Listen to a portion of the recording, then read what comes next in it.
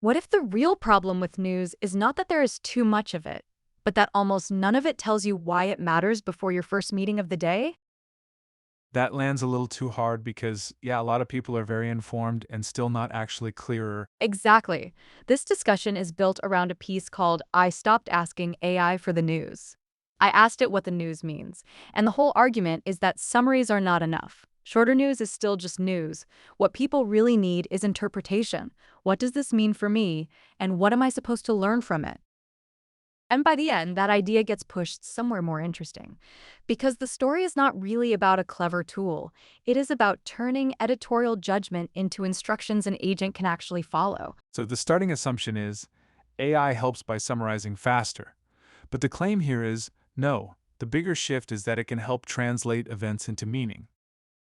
Right, and that matters if you live in any field where the tabs never stop multiplying. Here, the writer starts with retail and brand news, realizes they can recite what happened that week but cannot say what any of it meant. That is the pain point. Here's where it gets personal, right? Because if you keep consuming information that way, you feel productive, but you are mostly just accumulating noise. Yes, and that is why the first experiment matters. The writer starts with startup news because it is smaller, more manageable, and closer to a familiar pattern. Founders already look for lessons in success and failure, so it is a clean place to test whether an agent can act more like an editor. This setup used Microsoft Scout and a very specific role prompt: expert startup analyst and newsletter editor. Then the source list was defined pretty tightly: TechCrunch, Sifted, Crunchbase News, Indie Hackers, and CB Insights postmortems. So, not just go read startup stuff, more like here is your beat, here's your audience, here's your standard. Exactly, and then came the filter, which is where the whole thing starts feeling less like automation and more like editing. The agent was told to ignore pure product announcements, bare funding round write-ups, and general tech news without founder takeaways. That is the first big clue, actually. The value is not in reading everything, it is in knowing what to throw away. Yes. And once something made it through that filter, it still had to become a lesson. Failures had to yield postmortem lessons. Successes had to reveal replicable tactics. So what you get is not a stack of links. You get something closer to usable judgment. But here is the thing nobody expects. Can a prompt really make a judgment call? Or is it just following rules? The moment that changed the writer's mind was an older postmortem about a health AI startup that shut down after 7 years. It was a few months old, which should have disqualified it from a weekly issue, but the agent included it anyway, flagged the date, and treated the lesson as more important than freshness. And that is the weirdly human part. It is, because that is not just sorting, that is priority. The important thing was not, did this happen this week? It was, will a founder actually learn something from it? So, why does the story get harder when it moves into retail? Because startup news is relatively compact, retail is sprawling.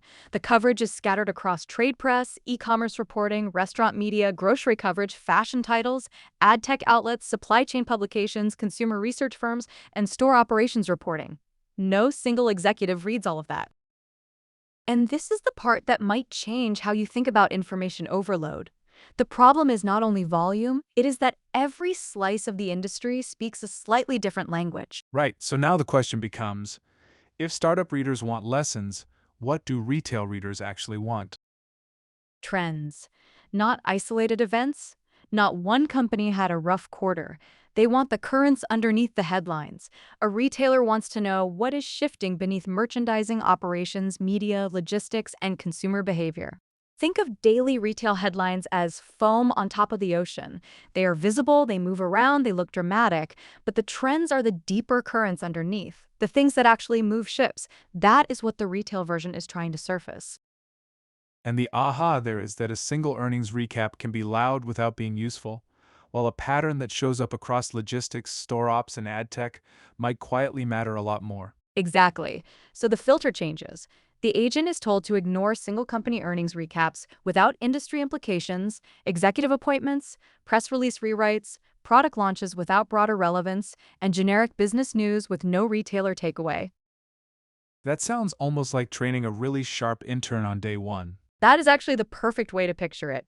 You are not saying, go find interesting stuff. You are saying, ignore the shiny but useless things. Tell me what matters to this audience, and if you bring something back, make sure someone could use it on Monday morning. And that Monday morning standard shows up explicitly. Each story gets a category badge, a plain summary, and takeaways tailored to who is affected. Enterprise chains, independents, direct-to-consumer brands, grocers. Then each issue ends with a short action checklist, one or two items actually worth raising in a meeting. There is also one line in there that feels like the soul of the whole project, Translate vendor and tech jargon into plain retail language. which sounds simple, but it is really not. Okay, this next part is a bit technical, but stick with me because it is worth it. A lot of people think prompting is about clever phrasing. Here it is more like teaching judgment. Yes! Imagine training an intern who is bright but new.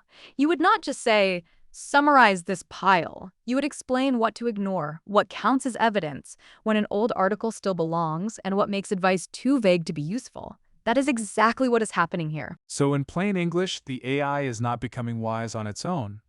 It is inheriting a codified version of somebody's editorial instincts. And that is the turning point of the whole piece. The writer says the surprising part was how little of the work was about AI and how much was about editing. Writing the script forced instincts into language. What makes a story relevant? What separates a takeaway from a platitude when something old still earns a place? That really flips the opening assumption. You start out thinking the machine is doing the magic, and then you realize the harder thing was naming the standards. Yes, and the piece even frames it like onboarding a junior editor. There are newsroom rules in the instructions. Do not fabricate facts, only summarize what is in the articles, and do not quote copyrighted text beyond one or two lines. So, what happens when this stops being a neat experiment and becomes an actual workflow? It goes end to end. In both runs, the agent did not just draft copy.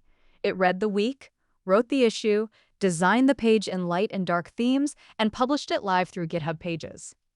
That matters because it shows this is not just prompt theater, it is operational. And if you are listening to this while drowning in newsletters, that is the seductive part, not novelty, relief. Exactly. But the piece is also careful not to oversell it. The agent only sees what the open web lets it see, so paywalled analysis is missing. It inherits the writer's blind spots along with the writer's taste, and it cannot do human reporting work like calling a source or walking a trade show floor. Which is important because otherwise people here read everything and assume understand everything. Right. What it can do is read a huge amount every week without getting tired and hand back meaning instead of raw events. That is the promise. Not replacing editors, but scaling one part of editorial labor, translation. And maybe that is the deeper question for the listener.